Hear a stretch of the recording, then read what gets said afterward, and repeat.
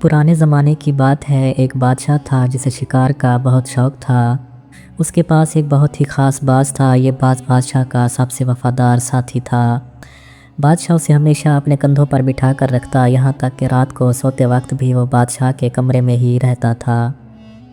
एक दिन बादशाह ने शिकार का प्रोग्राम बनाया। पूरा लश्कर तैयार हुआ। बादशाह ने अपने बाज को बाजू पर बिठाया और जंगल की तरफ निकल पड़ा। जंगल में पहुंचकर बादशाह ने देखा कि एक हिरन भाग रहा है। बादशाह ने अपना घोड़ा उसके पीछे लगा दिया। घोड़ा हवा से बातें कर रहा था। पीछा करते करते बादशाह अपने लश्कर से बहुत दूर निकल गया और जंगल के एक वीरान और अनजान हिस्से में पहुंच गया। हिरन तो हाथ न आया, लेकिन दोपहर हो गई और सूरज आग बरसाने लगा। बादशाह और उसका घोड़ा दोनों पसीने में शराबूर थे। बादशाह को शदीद प्यास लगी थी। हल्लक कांटों की तरह चुभ रहा था। वो पानी की तलाश में इधर उधर भटकने लगा, लेकिन दूर दूर तक पानी का नामो निशान न था। काफ़ी देर बाद बादशाह एक पहाड़ी के दामन में पहुंचा। उसने देखा कि पहाड़ी की चोटी से पानी के कतरे मोतियों की तरह टपक रहे हैं। ये एक छोटा सा चश्मा लग रहा था। बादशाह की जान में जान आई। उसने अपनी कमर से एक छोटा सा प्याला निकाला और उसे उन टपकते हुए कतरों के नीचे रख दिया। पानी बहुत आहिस्ता गिर रहा था। एक एक कतरा जमा होने में काफ़ी वक्त लगा। बादशाह बेसब्री से इंतज़ार करता रहा। जब प्याला भर गया और बादशाह ने उसे अपने मुंह से लगाने के लिए उठाया, तो अचानक उसके बाज ने, जो उसके कंधों पर बैठा था, ज़ोर से फड़फड़ाया और प्याले को टक्कर मार दी। सारा पानी ज़मीन पर गिर गया। बादशाह को बहुत गुस्सा आया, लेकिन उसने सोचा शायद बाज प्यासा है।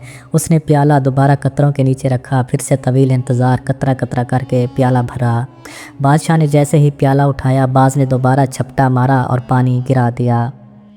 अब बादशाह का गुस्सा काबू से बाहर होने लगा। उसे इतनी प्यास लगी थी कि उसे कुछ सुझाई नहीं दे रहा था। उसने तीसरी बार प्याला भरा। उस बार बादशाह होशियार था, लेकिन जैसे ही वो पानी पीने लगा, बाज ने तीसरी बार हमला किया और प्याला गिरा दिया। बादशाह गुस्से में पागल हो गया। उसने चीख कर कहा, कमबख्त परिंदे, ना खुद पीता है ना मुझे पीने देता है। बादशाह ने आओ देखा न ताओ अपनी तलवार म्यान से निकाली और एक ही वार में बाज के पर काट डाले। वफ़ादार बाज तड़प तड़प कर वहीं बादशाह के कदमों में दम तोड़ गया।